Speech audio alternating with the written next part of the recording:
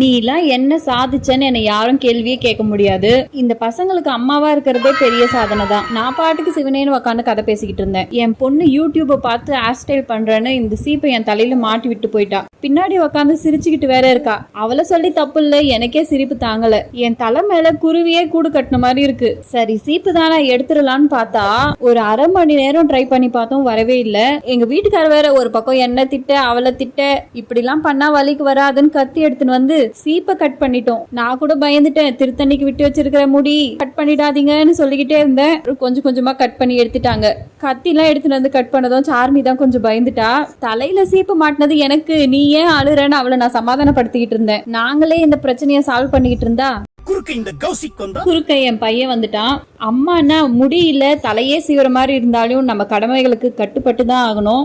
எப்படியோ துண்டு துண்டா கட் பண்ணி என் தலையில இருந்து சீப்பை எடுத்துட்டாங்க. எல்லாம் முடிஞ்சதுக்கு அப்புறம் என் பொண்ணு ஃபீல் பண்ணாங்க.